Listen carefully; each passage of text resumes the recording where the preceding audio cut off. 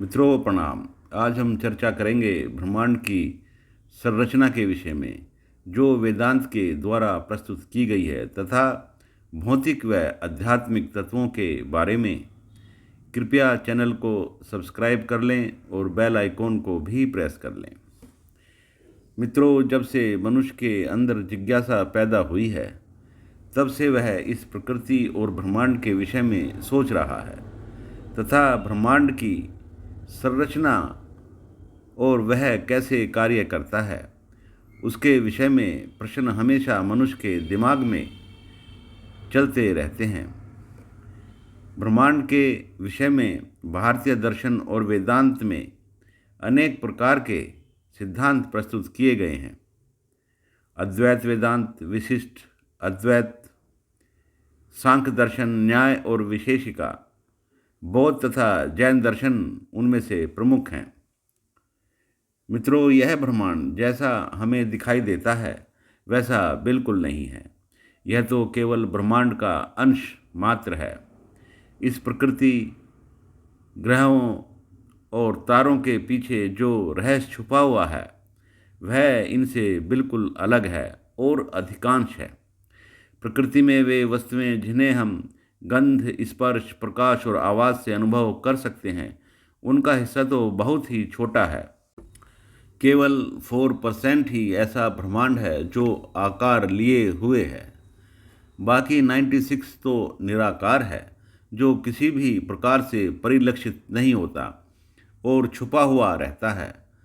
अद्वैत वेदांत में इस प्रकृति को माया कहा गया है और अवास्तविक बताया गया है। इस प्रकृति में जितनी भी विविधताएं हैं, उन सब के मूल में केवल एक ही तत्व है, जिसको ब्रह्म कहा गया है और जो निराकार है। यह देखने और सुनने में बड़ा अद्भुत लगता है, परंतु जब गहरा चिंतन और अनुसंधान किया जाता है तो हमें इस ब्रह्मांड की विशेषताओं का पता चलता है। मिट्टी, प्रकाश, जल और वायु सभी पौधों को एक जैसे मिलते हैं, परंतु फिर भी अनेक प्रकार के पेड़ पौधे उग जाते हैं, जो विशेषताओं में एक दूसरे से अलग तो होते ही हैं, बल्कि एक दूसरे के विपरीत गुण वाले भी होते हैं। इससे तो यही पता चलता है कि इस वनस्पति की विविधताओं और विशेषताओं के कारण तो एक जैसे ही हैं, परंतु विविधताएं अनेक हैं। इसी प्रकार सभी भौतिक तत्व परमाणुओं के ही बने हुए होते हैं।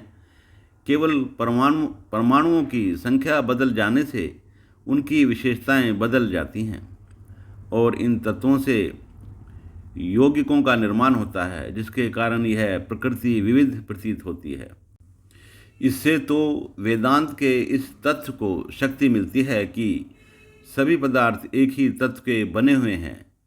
जब हम परमाणुओं को तोड़ते हैं तो उनमें भी इलेक्ट्रॉन, प्रोटॉन और न्यूट्रॉन 3 गुण वाले कण मिलते हैं, और जब हम न्यूट्रॉन को तोड़ते हैं तो उससे भी अनेक प्रकार के सब एटॉमिक पार्टिकल मिलते हैं।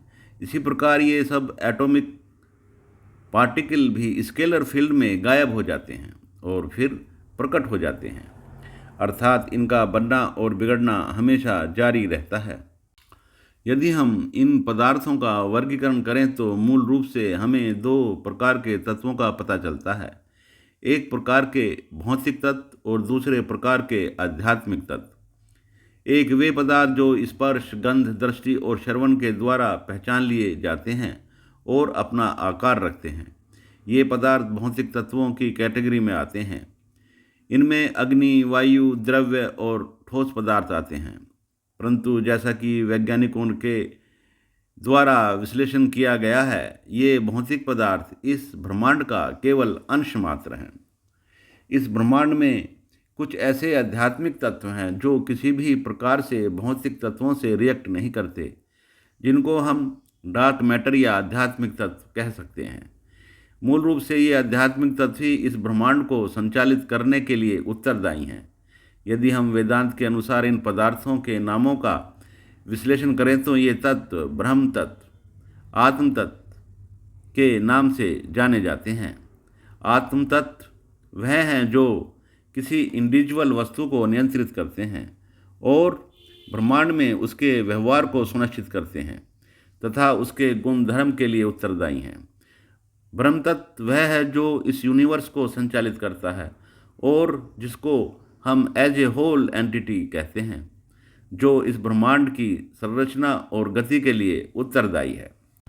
मित्रों, यदि हम आत्म तत्व के प्रकारों का विश्लेषण करें तो ये अनेक प्रकार के होते हैं। इनमें आत्मा, गुरुत्व, ऊष्मा, इलेक्ट्रिक फील्ड, मैग्नेटिक फील्ड, हमारे विचार, हमारी इच्छाएं, भाव, भावनाएं, ये सभी आत्म तत्व की कैटेगरी में आते हैं।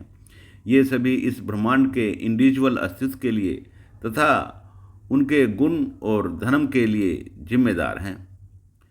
इन्हीं के कारण हमें वस्तुएं और प्राणी अलग अलग दिखाई देते हैं और इन्हीं के कारण ही उनमें विशेषताएं होती हैं। मित्रों, हमारे मन के अंदर भी अनेक प्रकार के आध्यात्मिक तत्व होते हैं। उनमें प्रेम, शांति, घृणा, द्वेष, आशा, निराशा आदि अनेक तरह के आध्यात्मिक तत्व और उनके आयाम होते हैं। यह ब्रह्मांड शून्य से लेकर के ब्लैक होल तक अनेक रूपों में प्रकट होता है तथा इस ब्रह्मांड में अनेक प्रकार के आयाम हैं और अनेक प्रकार की उनकी विशेषताएं हैं। धन्यवाद।